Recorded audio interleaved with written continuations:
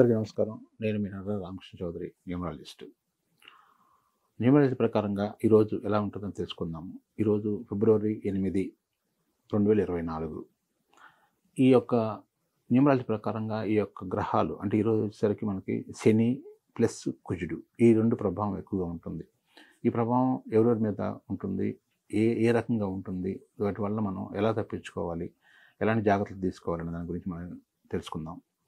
శని కుజుడు ప్రభావం వల్ల కొంతమంది బాగుంటుంది. ఈరోజు విద్యార్థులకి ముఖ్యంగా చాలా బాగుంటుంది. అప్లికేషన్స్ పెట్టుకోవడానికి కానీ, కొత్త ఆలోచన చేసుకోవడానికి కానీ, ఏదైనా కొత్త స్టడీస్ అంటే 10th అయిపోయిన తర్వాత ఏం చేయాలి, ఇంటర్మీడియట్ అయిపోయిన తర్వాత ఏం చేయాలి, ఇట్లాంటి నిర్ణయాలు తీసుకోవడానికి మాత్రం మంచి అవకాశం. ఈరోజు ఏదైతే మీరు ఆలోచన చేస్తున్నారో అది కరెక్ట్గా ఉంటుంది. కాబట్టి మీరు మంచి నిర్ణయాలు తీసుకోవడానికి ఈరోజు మంచి అనుకూలం. అదే రకంగా కొన్ని విషయాలు జాగ్రత్త తీసుకోవాలి. కుటుంబ సభ్యుల మధ్య మాత్రం కొన్ని వివాదాలు రావడానికి ఎక్కువగా అవకాశం ఉంది. ఎందుకంటే భార్యాభర్తలు కావచ్చు, లేకపోతే తల్లిదండ్రులు కావచ్చు, నుంచి కావచ్చు, లేదా ఎవరైనా కానీ వాళ్ళ బంధువులతో కానీ ఈరోజు పాత విషయాల గురించి ఎక్కువగా చర్చలు రావడానికి అవకాశం ఎక్కువగా ఉంటుంది. ఆ పాత విషయాలను చర్చించుకొని దాని మీద వివాదం పెరిగిపోవటం, ఒకదానికొకటి అప్పుడు ఇలా అన్నారు ఇలా అన్నారు అని చెప్పేసి దాని మీద మంచి కొత్త సమస్యను తెచ్చుకోవటం, పెద్ద వివాదం జరగటం, రగడ జరగడానికి ఎక్కువగా అవకాశం ఉంటుంది. అంటే ఎందుకంటే కోపం కూడా ఎక్కువగా అది ఉంటుంది కాబట్టి దాన్ని అదుపులో ఉంచుకోవడానికి అవకాశం ఉండదు.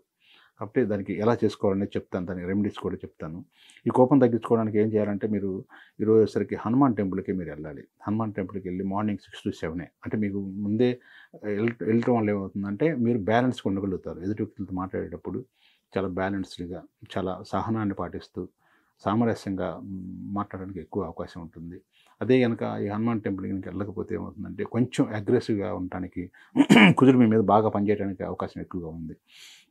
లేకపోతే పురుషులు స్త్రీల వలన కూడా ఈరోజు కొన్ని ఇబ్బందులు ఎదుర్కోవడానికి అవకాశం ఉంది. కొన్ని రిలేషన్స్ విషయాలు మాత్రం కొత్తగా ఎవరితోన్నా పురుషులు వచ్చేసరికి స్త్రీలతో మాట్లాడేటప్పుడు కానీ, స్త్రీలు పురుషులతో మాట్లాడేటప్పుడు కానీ అంటే కొత్త పరిచయాల గురించి, పాత విషయాల గురించి కాదు, కొత్త పరిచయాల్లో మాత్రం కొంచెం జాగ్రత్తగా ఆచితూచి వ్యవహరించండి. అది ఎందుకంటే ఆ ట్రాన్సాక్షన్స్ అనేది ఆ రిలేషన్స్ అనేది ముందు రోజుల్లో అది మంచి జరిగేదానికంటే కూడా ఎక్కువ చెడు జరగడానికే ఎక్కువ అవకాశాలు ఉన్నాయి. కాబట్టి స్త్రీలు కానీ పురుషులు కానీ ఎదుటి వ్యక్తి పట్ల జాగ్రత్తగా ఉండండి.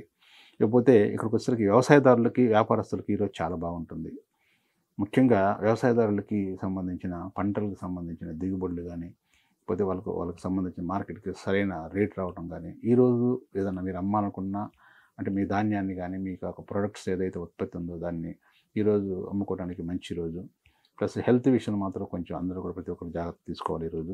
లేకపోతే మనీకి సంబంధించిన విషయాల్లోకి వచ్చేసరికి మాత్రం మీరు ఎవరికైనా ఇవ్వాల్సి వస్తే మాత్రం మధ్యాహ్నం 12 to 1 కానీ, 7 to 8 కానీ మీరు ఇవ్వద్దు, ప్లస్ తీసుకోవద్దు. ముఖ్యంగా తీసుకునే వాళ్ళు మాత్రం ఈ టైంలో తీసుకుంటే మీరు ఎక్కువ తీర్చడానికి చాలా టైం పడుతుందన్నమాట. నోట్ రాస్తే ఇంకా ఎక్కువ ఇబ్బంది. ఆ నోట్ క్లియర్ కావాలంటే చాలా రోజులు పడుతుంది.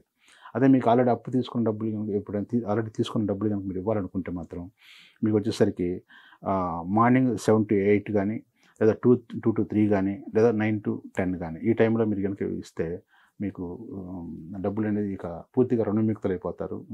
ఫ్యూచర్లో రుణం అప్పు చేయకుండా ఉండటానికి ఈ టైంలో అప్పు తీస్తే చాలా బాగుంటుంది.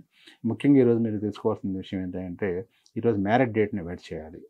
మనం చెప్పుకుంటున్నాం 8, 17, 26 ఈ తేదీల్లో జన్మించిన వాళ్ళు ఎవరైనా సరే, జన్మించిన వాళ్ళే కాదు ఎవరైనా సరే ఈ తేదీల్లో మ్యారేజ్ చేసుకుంటే మాత్రం చాలా ఇబ్బందిగా ఉంటుంది.